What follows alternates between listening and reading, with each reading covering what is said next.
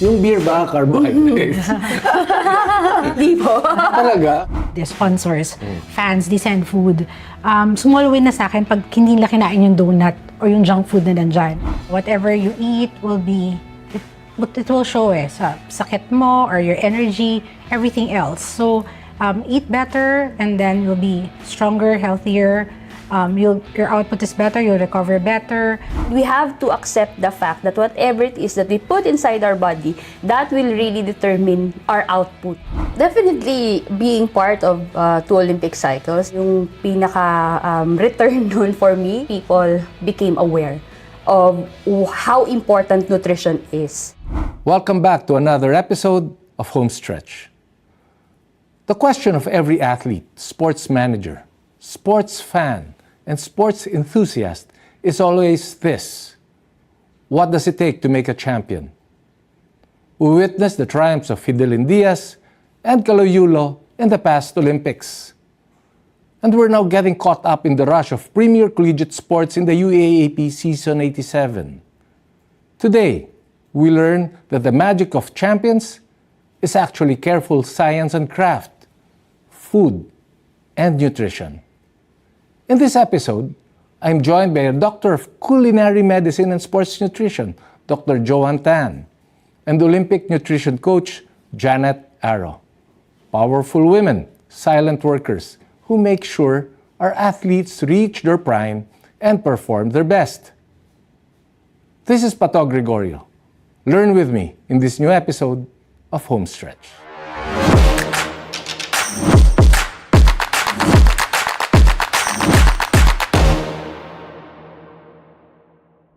So today we're here with 2 distinguished sports nutrition doctor, coach, Olympic nutrition coach, sports medicine doctor, Doc Joanne Tan, and Coach Jeaneth Aro. Thank you for joining us here in the Homestretch. I'm so excited. I hope you're excited too. We are. And Of course. Jeaneth, and madami akong tanong na alam ko yung tanong ko, tanong din ng karamihan, tanong din ng mga atleta, tanong din ng mga sports fans. So let's start with Doc Joanne. Doc, ano ba talaga ang background mo? Okay, I took up medicine and then I took up culinary and then I took up culinary medicine and then sports nutrition. So it's a combination of everything and then holistic approach for the athletes. And of all possible medical practice or why is it sports nutrition and why is it for the athletes? Athlete ka? Hindi po ako athlete.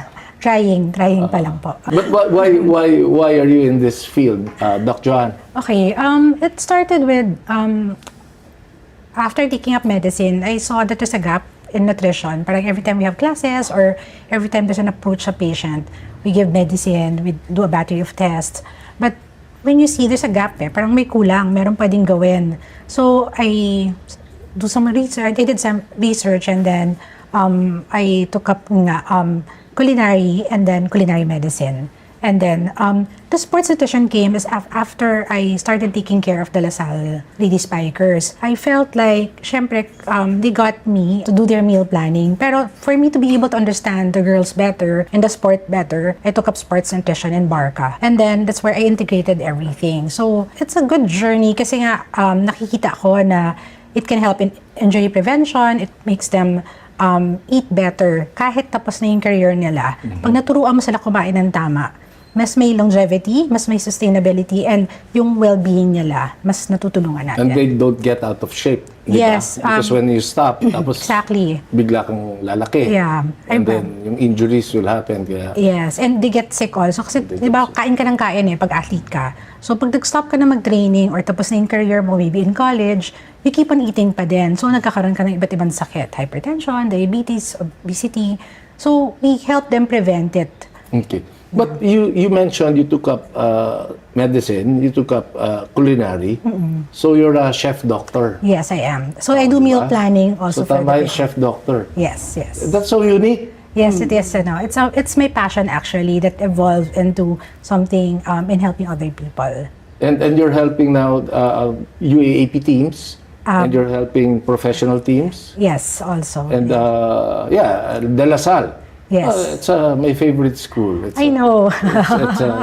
They are our partners in the UAAP Yes, finals. yes. And I see the athletes, the kids, talagang ano sila, sobra sila mag-training. And then, when they got me, Claudia, our manager, said, ayaw niya nabubugbog sa supplements ang mga athletes. And we're on the same page na hindi ako ma-supplements I just give them the proper nutrition instead of giving them supplements from the store or yung marami talaga. When I got there, nakabugbog with all kinds of supplements, like 10 kinds of supplements. So I remove it slowly and just teach them proper nutrition, and then yun, mas malakas sila and the recovery is faster also. I see. Interesting. Yeah.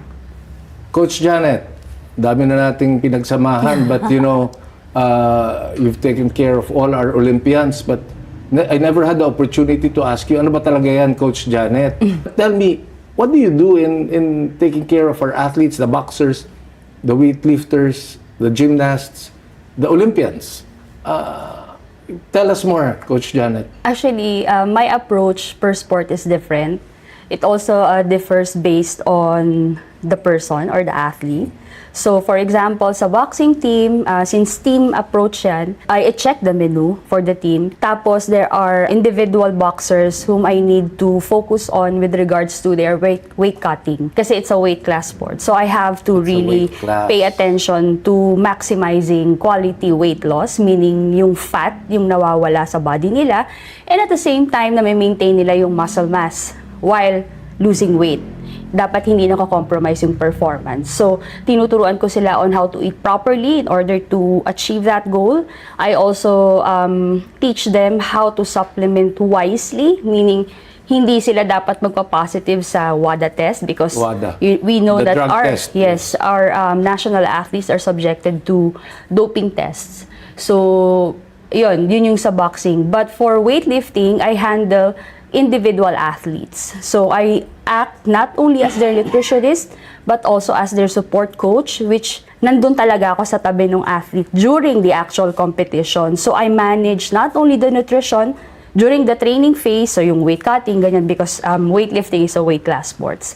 But I also help the other coaches during the actual competition in terms of managing the stress, all the needs of the athlete during the actual competition so that the coach can focus on strategizing, counting the numbers, and timing the warm-up of the weightlifter. With regards to gymnastics, yun, so I handled also Caloy. Kay Caloy, yung naging interface ko sa kanya is more on optimizing and, refining his routine with regards to food intake so that he'll be able to train very well. Kasi nga, ang haba ng training session niya in a day Very unique ang gymnastics. They train for 6 to 8 hours a day. Wow. So I had to refine his routine and then teach him how to supplement properly such that he will be able to maximize performance out of that 6 to 8 hour training session. So, yun po, iba-iba yung interface ko sa kanila. Ang tanong ko sa inyong dalawa is that for normal people, meaning corporate executives who are stressed out, people you see in the streets, they need good advice on nutrition as well. Is there a difference between these people, kami, and yung elite athletes? Is there a difference in how you tell us, ito dapat ang regimen mo, ito athlete, ito ang regimen mo? Is there something different? Sa akin, ang difference lang is like, yung metabolism na lang. I have to check the metabolism and activity. So, for the athletes, mas marami silang activity. So, you measure everything the BMI, the BMR, everything else, and then make a plan based on that. So, kunwari, example, yung businessman or yung mas sedentary siya. So, mag-iiba yung computation mo ng calories and everything else. But one thing same for all of them is lahat sila balanced meal. So, hindi ako like meat ka lang or carbs ka lang. It's really everyday a balance of carbs, protein, fiber. Lahat yun in one meal. So, that's my approach parate. Like, so you don't only have athletes, you also have patients recovering. Yes. So, kasama yun sa universe mo, Dr. Yes. I handle transplant patients, cancer patients, hypertensive, diabetic, all kinds of cases. see. So really interesting. And you still you're part of the volleyball team, you're part of this volleyball team, you're a general manager of a golf course in Baguio. Paano nagkakasyang araw mo, Doc Joan? Time management lang. Okay. So parang nutrition rin yun. Balanced meal, Yes, balanced life. Balanced life, yes. Ikaw naman, Coach Jeaneth, yung normal people, do you have clients who are normal people? O anong difference sa normal people like us and sa elite athlete? Yes. I do cater to regular individuals as well, as I have mostly CEOs po. And the approach that I do for them is more of preventive healthcare. And syempre, high-performing individuals din sila, para mga athletes, goal-oriented of course, and on the side, they do sports as well. Of course, kasi gusto nila longevity of health. And the way I handle them, katulad ng nabanggit ni Doc Joanne, nagkakaiba lang sa total amount of calories that I give or I prescribe. Siyempre, mas maraming physical activities ang athletes, lalo na yung elite level athletes. And the other clients that I cater to, hindi naman ganun kataas yung physical activity level nila. So definitely, doon nagkakaiba. That's the biggest difference. Another thing that differs is yung timing of meals. For athletes, medyo mas regimented yung routine nila pagdating sa pagkain. With regards to the CEOs, yung mga active mga regular individuals, as long as ma-maintain yung proper, yung regular meal timing na breakfast, lunch, dinner, or yung 3 to 4 times na kumakain sa isang araw. And then I supply them with the right proportion of macronutrients, yung carbohydrates, proteins, and fats, such that ma-maintain nila yung energy level nila throughout the day because they too are high-performing individuals. Nice. So yun lagi yung focus, perform well. Perform well. So kahit office work, kahit basketball, boxing, weightlifting, perform well. Then that's it. Sa akin, ang tanong ko nga dyan, I always hear people say, IF, intermittent fasting. Ano ba yun? Ano ba yun at totoo ba yun? Ako personally, I don't prescribe or suggest IF for a lot of patients. Kasi yung approach ko is sustainability. So for example, ilagay kita sa IF ngayon, pumayat ka, yung reach mo yung immediate goal mo of weight loss. I always look at the 5-10 year down the line. Kaya mo pa ba mag-IF 5 years from now, 10 years from now? If hindi mo kaya mag-IF, magre-rebound ka lang. So, tinuturo ko parati, sustainability. I'll teach you how to eat in moderation para hanggang 5-10 years down the line, tama yung pagkain mo. Hindi ka mahihirapan. Hindi yung parang, I give up. I don't like IF anymore. Or it's difficult. Like, for example, with you have a lot of meetings. Minsan, you can't do IF because you have to eat with them. Like, lalo sa Pilipinas, diba? The culture is you eat with the people or you drink with them. So, IF is not sustainable. So, for me, I don't prescribe IF. But iba't iba naman yung view ng mga tao. Yes. Yeah. What about you, Coach John? Yeah, I do not prescribe, but I refine. Meaning, if the client is already doing well with that kind of routine, I just teach him or her how to do it properly. Because we cannot discount the fact that there are people who are not, morning person talaga eh. Tanghali gumigising. By default, they are already doing IF, right? So what I do is, nire-refine ko yung diet such that, one, ma-maintain yung caloric intake to achieve the goal. So for example, ang goal ay weight loss. We have to make sure, yes, naga-IF ka, but are you sure you're eating enough? O baka IF ka pero sobra-sobra pa rin yung kinakain mo.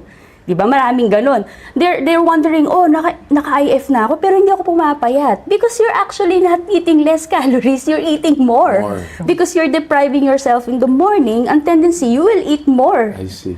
Throughout the day. Pero yung sinasabi nila that you start your day with fruits, is that right? I don't suggest. You don't suggest? Ako, personally, I don't start with sugar and may ako parati savory. Savory breakfast, not sweets. Yun yung approach ko because I handle also diabetic patients or even the athletes. I do regular blood tests to check their count. So, hindi ako parati fruits in the morning. Not fruits in the morning. Yes. What about yung sinasabi nilang no rice diet, no carbs diet? What is your no carbs diet for me is not advisable because at the end of the day, there's a minimum amount of carbohydrates that we have to consume in order for our body and especially our brain to function well. So whether athlete or hindi or executive, kailangan pa rin na ma-meet yung minimum level of carbohydrates na yun in order for the brain to function very well. Yung beer ba, carbohydrates? Hindi po. Talaga? It came from a Nalungkot ako, food source, but it's not a source of carbohydrates. Talaga? Yes. It's actually Nalungkot talaga considered, ako. nearly nandun na siya sa category ng fat because the way our body metabolizes alcohol is nearly the same as fat. So it yields 7 calories per gram and fat is 9 kilocalories per gram. So nearly the same na yung pag-handle ng body sa metabolism ng alcohol and fat. So it's not carbohydrates. You look sad.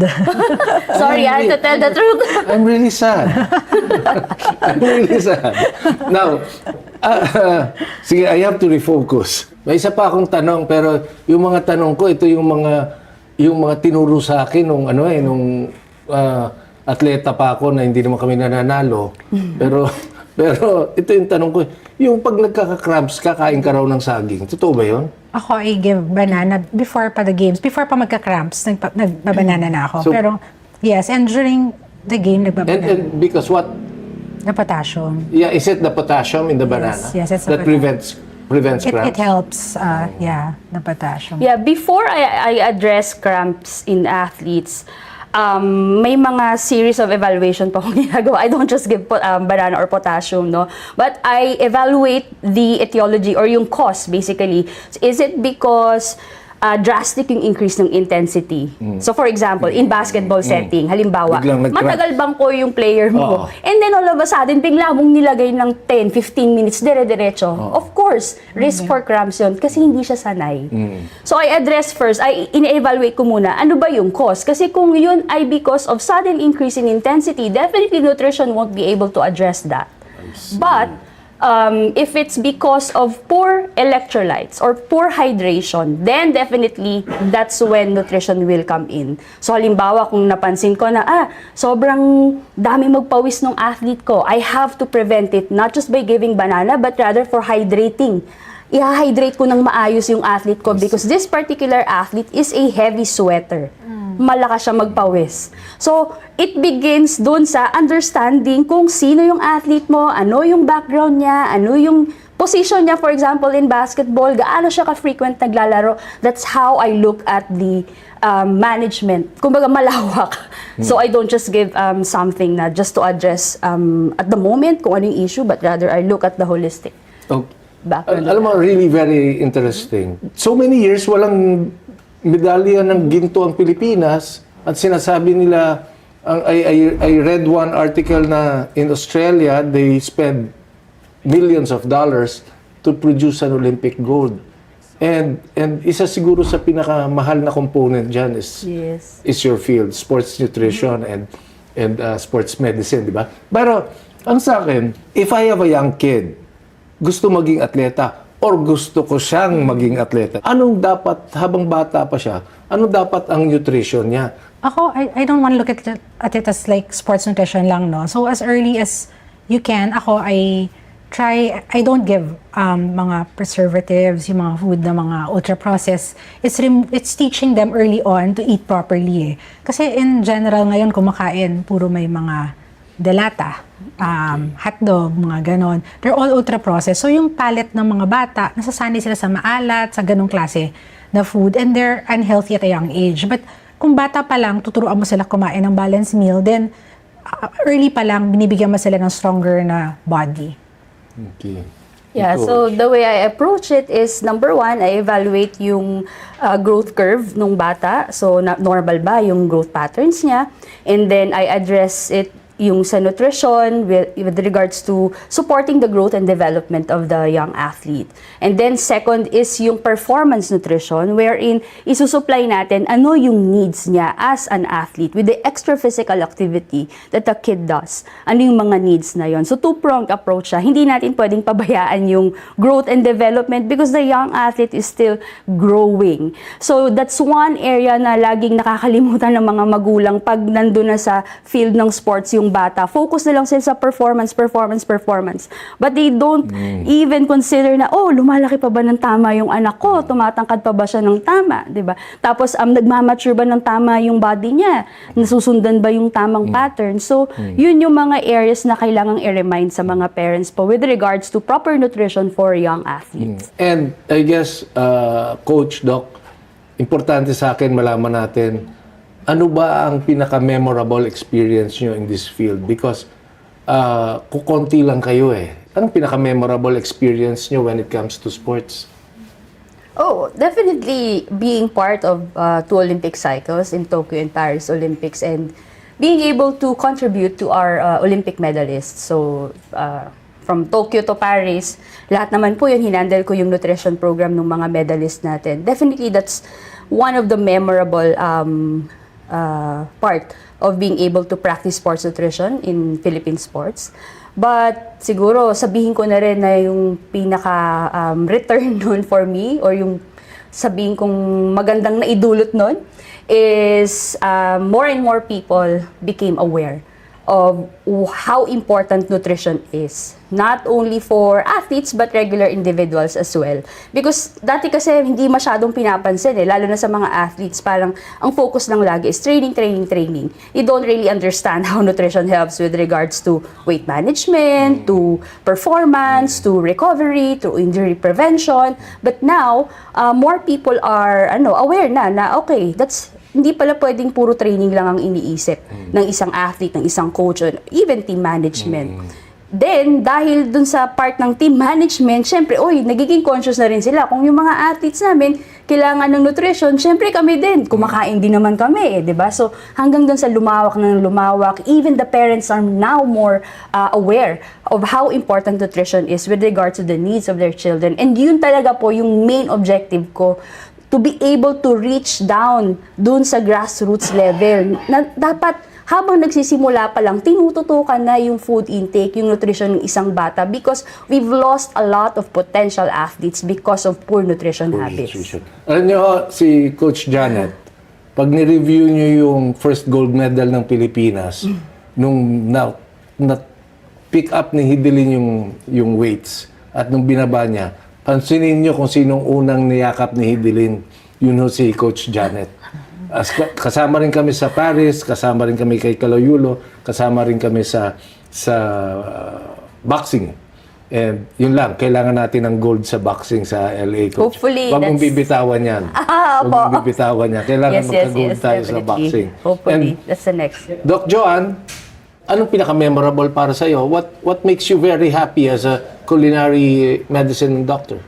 Seeing the young athletes achieve in a higher level, like when they, actually the small wins also, like lahat yon nagka-count yon. Like kahit wala ako doon in front of them, if may mga pinapadala kasing food, sponsors, fans, they send food. Small win na sa akin pag hindi nila kinain yung donut or yung junk food na nandyan, and they'll text me. Or they send me pictures na may donut but they didn't touch it without me telling them na it's not good for you. Yun, small win na yun sa akin. Big thing yun na alam nila what to do. Or if I find out that they sleep better because of the meal planning or the schedule I made for them, happy na ako. Or lot of things makes me happy for them. But one thing I learned today, it's not just the performance of the athlete, it's the performance of common people and corporate people. And I think yung bansa natin with 110 million Filipinos, ang gusto natin healthy citizenry, di ba? Yeah. Kasi if you're healthy, you're happy, Yeah. di ba? So, parting words, Doc, Coach Jeaneth. Okay, siguro my only message is for us to continue expanding our idea of how nutrition can really help across all age, across the lifespan, and across different activities. Because at the end of the day, everybody is consuming food, everybody is drinking something, no? So yun talaga yung foundation and we have to accept the fact that whatever it is that we put inside our body, that will really determine our output. So if you want to be productive, then you have to eat better. If you want to be able to sleep or recover, then you have to eat better. If you want to be able to perform at your best, you have to eat better. Great. Doc John. For me, food is medicine. It's as simple as that. Like, whatever you eat will be, it will show sa sakit mo or your energy, everything else. So, eat better and then you'll be stronger, healthier. Your output is better, you'll recover better. It's just as simple as that. It's preventive and it's also healing at the same time. I learned so many things today. Yung mga myths, yung mga kuro-kuro, yung mga pag-iisip for the longest time. But ladies, thank you very much. Isang karangalan na makasama ko kayo. The contributions of our nutrition coaches and culinary medical workers are never fully visible. But without them, our athletes cannot reach their prime or realize their fullest potential. We have to give credit where it is due and recognize the importance of these silent heroes of sports. Ang battle cry natin lagi, laban para sa bayan. Pero hindi porke magaling ang atleta, ay pwede nating hayaan, tapos babatiin na lang natin pag nanalo na. So we have to ask, have we prepared them well? Have we raised them to reach their potential? Are we building up our youth to succeed? We have to take care of our athletes. We have to take care of our sports doctors and nutritionists. It takes a community to create champions, and in building champions, we cultivate a culture of champions. And in that way, we really win as a nation. This is Pató Gregorio, and you've been watching Homestretch.